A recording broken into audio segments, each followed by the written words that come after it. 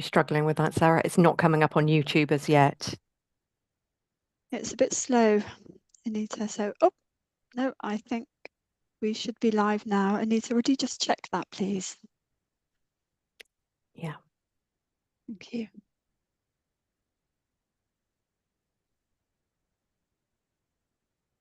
It's not coming up for me at the moment, and whether there's some element of lag. It looks like it's live at my end. It's just come up on my phone, if that helps. Great. Perfect.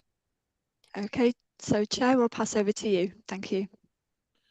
Right. Thank you. Good morning and welcome to this meeting of the Placemaking in Exmouth Town and Seafront Group on Monday the 9th of September 2024. I am your Chair, Councillor Nick Hookway. I would also like to welcome anybody watching the meeting via the live streaming. May I remind colleagues that the Code of Conduct applies throughout this meeting. We also reserve the right to remove and disconnect any participant who is disrupting the meeting by whatever means. Please turn off any telephone devices or put them to silent. In the event of a break in the internet connection, please bear with us as we try to reconnect. After 15 minutes, if we are not able to reconnect, we consider this meeting adjourned and reconvene at a later date. Should you wish to comment, please raise your electronic hand and wait to be called. We will now start the meeting by doing a roll call of committee members here present. Thank you, Sarah. Thank you. We'll start with yourself, Councillor Hookway, please. Present, thank you. Thank you. Councillor Hayward. Present, thank you. Thank you. Councillor Aurora Bailey, please. No. Councillor Dumper. Councillor Anne Hall. Councillor Davey. Present. Thank you. Councillor Matt Hall. And from Exmouth Town Council, Councillor Deasy. Present. Thank you. And Councillor Wibley. Okay, so we have 3 district councillors present. The quorum for the meeting is 4 district councillors. Anita, can I ask for your view? Okay, it's going well for a Monday, isn't it? So let's just have a quick look at the recommendations in the report. I would suggest, Chair, that as we are online anyway, and as the report is an update or progress report, I would suggest if you're content that we continue, then we continue, noting that the meeting is not quorate. There's no decision making, there's no significant decision making, and I would suggest that we don't waste people's time by stopping at this stage. So that would be my advice, Chair. Thank you, Chair. Thank you, Anita. I agree with you. Yes, let's carry on. Right, okay. So thank you for those attendants. Obviously, we've had a few technical issues. Hopefully, those are past us now. So we move on to agenda item 1, minutes of the previous meeting held on the 31st of July, pages 3 to 6. Do any members of the committee have comments on the minutes of the previous meeting held on the 31st of July? If so, please raise your electronic hand. If no hands are raised, I will take it that you're happy that the minutes are received and noted. Right, okay, I cannot see any hands raised, and therefore the minutes are noted. Thank you. So agenda item 2, apologies. Sarah. Yes, we have apologies. Thank you, from Councillor Olive and from Councillor Arnott. Okay, thank you very much. So agenda item 3, declarations of interest. This will be done by roll call when your name is called. Please state your declaration, including which agenda item your declaration relates to. State exactly what the interest is and the specific type that you are declaring. Thank you, Sarah. Thank you. So yourself, Councillor Hookway, please. Yes, excuse me, agenda item 4, effects non-RI, member of Exmouth Town Council. Thank you. Thank you. Councillor Hayward? None whatsoever, thank you. Thank you. And Councillor Davey, please. Same as Councillor Hookway, also a member of Exmouth Town Council, affects NRI. Thank you. Councillor Deasy. Yes, I'm here as a member of Exmouth Town Council. Thank you. And are there any other councillors in the meeting that need to declare an interest, please? Okay, I think there are none, so I'll pass back to you, Chair. Thank you. Thank you very much. So agenda item 4, public speaking. We have one member of the public registered to speak, Mrs Memb. Welcome to you. Mrs Memb, you have 3 minutes. Thank you. I think I'm representing a lot of EDC taxpaying residents in saying I think this committee have spent too much time and money talking about the 10-year strategic plan for Exmouth and not enough time and money making improvements to Exmouth now. WSP have already been paid £150,000 to produce the 10-year strategic plan report, and at the last placemaking meeting it was voted to pay yet another £40,000 to complete the report. Having listened to the first report that was presented to the placemaking committee by a representative of WSP, it sounded, to put it crudely, there was a lot of waffle about ideas for Exmouth that probably are not even feasible. I would like it to be scrutinised if the money spent to produce this report is justified, when I'm being told there is a lack of money at EDDC to spend on improving areas of Exmouth now.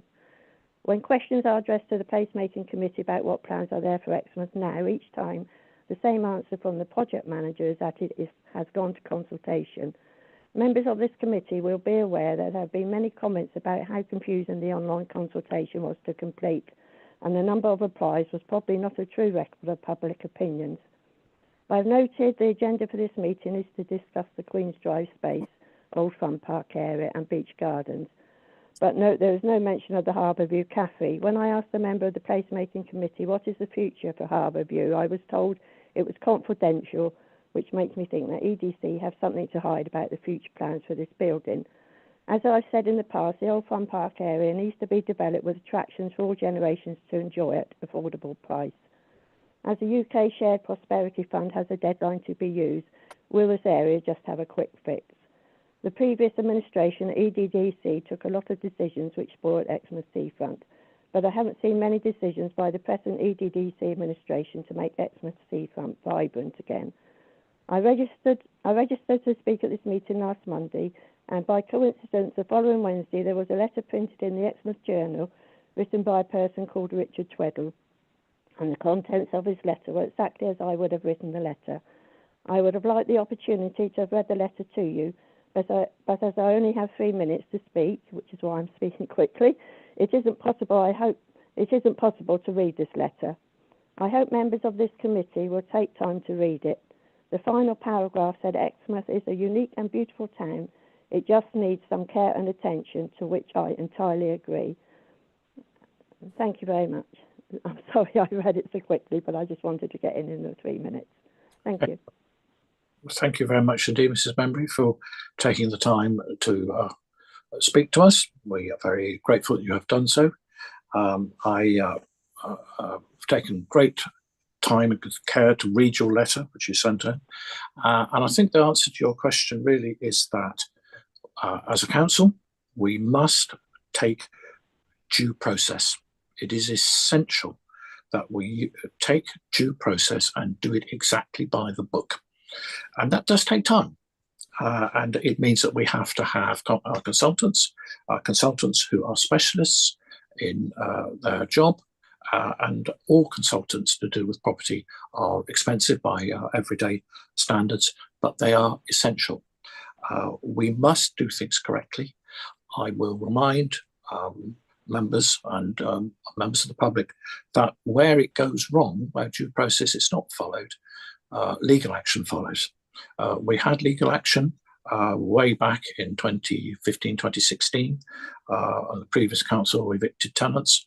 We've seen due process go wrong in Plymouth when trees were removed and are miles away by a council that took the decision behind closed doors. And even last week, Cornwall Council was taken to court because it had not followed due process on a planning application. So it is absolutely essential that we take due process. It takes time, and that's a shame. But it is absolutely critical that we do that, and I make no apology for that. So we are looking to the future, and I think it's something that takes time.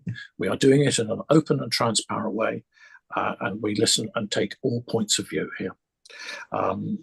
In terms of Harbourview, no decision has been made about Harbourview. and I can't say any more about Harbourview because that would be breaching a confidence in commercial terms. I did read Mr. Twaddle's letter. I thought it was a very interesting letter. Thank him for taking the time to do so.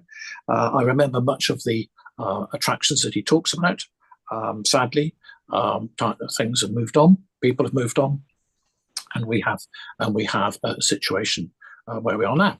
I would like just to correct Mr. Twaddle about some of the art that's going on, the public art, and thank Anna Fitzgerald and Gary Cook for the work that they're doing in terms of public art, and also just mention that sometimes things aren't as easy and cheap to do as people might suggest. We have a really difficult economic situation at the present time, and we really must be very careful in how we spend our money. Right, so I think I've covered everything. And the other thing, of course, is that today in this agenda, we are looking forward to dealing with some work that we are going to put forward for the Queen's Drive space and the beach gardens. So thank you very much indeed for that. So I don't see any further hands raised. So we'll move on then to agenda item 5, the progress report on the draft options for Queen's Drive space and the beach gardens. That's pages 7 to 20 on your agenda. Jerry, over to you. Please present this item. Thank you. Thank you, Chair. Thank you to both Sarahs helping to get the reports put together on time. Chair, really, it's quite a short report. We explained to you back in July and to everybody publicly that we had a small budget set aside from 2 years ago under the UK Shared Prosperity Fund for some feasibility work in Exmouth. We weren't in a state of readiness then because we didn't have even our draft plan, and that's what we've been working towards for the past 2.5 years. The intention is looking at two areas in public ownership, that's beach gardens and Queen's Drive, and to come up with a number of options. We have a small budget, it's only £40,000, and we have taken the draft design briefs and we have embellished those very significantly based on officer input, because obviously we have the benefit of learning an awful lot about these sites, the various elements where services are, what the site constraints are, and various other features that may not be immediately apparent to the casual observer. So Marie Ainsworth has done an extremely good job at considerable pace, I might add. And we have taken this out to tender. Happy to say I spent most of Saturday assessing those tenders from 6 o'clock in the morning onwards. And we have 18 returns, which we will hopefully go to award on by the end of this week. I know that you have also been involved in that, Chair. So it really doesn't, it really is just an update report. There is no decision, as Anita has correctly pointed out, and it's really just to keep members informed. I have put a number of placeholder diary dates in members' diaries so that we can update them. It doesn't necessarily have to be a formal placemaking meeting to do that, but of course we can do a note of that, and that really will ensure that members are kept up to date. So there will be one in October, one in November, and hopefully one in December. Happy to take any questions, Chair. Okay, yes, thank you. And absolutely echo your thanks to Marie Ainsworth for assembling the tenders and going through the process with Democratic Council. I was extremely pleased with the very positive response that we've had for these tenders. 18 tenders is a really good figure, I believe. Like Jerry, I'm under the hammer to get all these things assessed, and it's a very impressive set of tenders that I've seen so far. So thank you very much for that. Are there any questions, please? I don't see any hands raised. Chair, can I just interject briefly? We have Councillor Tim Dumper, who has joined us now, so we are quorate. But can I ask Councillor Dumper if he has any declarations, please? Only Sarah, in terms of membership of Exmouth Town Council. I have no other declarations of interest. Okay, thank you, Councillor Dumper. Right. Thank you very much. Okay, so I see one hand raised, and that is Councillor Graham Deasy from Exmouth Town Council. Graham, over to you. Thank you, Chair. Just to ask, please, the car park users at Beach Gardens, just wonder whether any work's been done, particularly at the pavilion, but possibly Ocean as well, as to how the users of those facilities travel, to the pavilion. Obviously, there are groups like U3A, which is a particularly older person's group generally, and a lot of them I know park in that particular car park because they can't manage the mobility. They don't have the mobility to walk from the car park opposite Sideshore. And with the plans, I think also to do away with the car park behind the Ocean, behind the lifeboat station. That's potentially sort of 36 parking places that are being written off, I think. And it just concerns me a bit. And I just wonder whether we can comment on, have we done a user survey, particularly at the pavilion, as to how people get there? Thank you. Chair, happy to respond. Yes, thank you. Yes, I'll come in later. Yeah. Okay.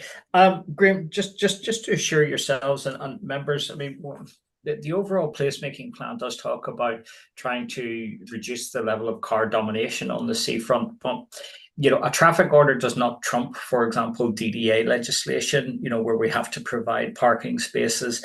I also have to say, Richard Easthope, our car parking manager, has been extremely supportive throughout this entire process. He does have I'll use the term mantra, but I'm not sure that he necessarily chants it. But his mantra is that if I'm taking, or my proposal is to take or remove any car parking spaces, that I must reprovide them. Okay, so just to be clear, that the car parking capacity would still have to remain. We're also aware, and it's one of the features in the design brief that was put into the tender document, that is a particularly flat piece of land, which makes it very accessible, particularly at Beach Gardens. And again, that if we were to reduce any capacity there, we would have to reprovide it. I would be of the view that certainly the spaces for less able users would be an absolute priority to maintain at that point. And given the previous work done on the pavilion, I believe it's a 30-year-old report, if I recall correctly, did point out that the lack of capacity for the pavilion was always going to be one of the challenges, not least added to the fabric of the building itself and its age. So just, I do understand the point that you're making, but be assured no one's going to try to ride roughshod over the needs of users. In answer to your direct question, do we know how people travel to visit the pavilion? I presume they do it by a plethora of different methods, parking, personal transport being one of those, Graham. Okay, thank you, Jerry. I just come back to you, Graham, with just specific points. There is no plan to remove the small parking area behind the lifeboat station at all. The other issue I will raise is about the land train. I had a conversation recently with Lisa Bowman about a number of issues related to tourism in East Devon and Exmouth, and the issue of the land train was raised. And I can't say very much more of that. Again, that's a commercial and confidence issue, but nevertheless, that is something that we need to look into. Thank you for that. Councillor Davey, Ollie, thank you. Thank you. Yeah, my question's also about that car park. Simply that musicians using the pavilion, performing there, need somewhere to park bands and so on. You can get about 2 outside the actual loading area, but we just need to consider the need for users of the pavilion, both performers and audience. Thank you. Yes, thank you. That's a very valid point. At the present time, the tendering doesn't consider actual designs. We're just choosing people who we think have the ability to produce effective designs on those 2 areas. So, as I say, that's the first stage in the process, and it is very much a process-driven matter. Okay, so any further questions? I don't see any further hands raised. and therefore thank members for their time. That brings our meeting to an end, and I would like to thank everyone for their attendance. May I remind everyone that until the supporting officer confirms that we are no longer live, your comments will be heard and recorded. Thank you very much.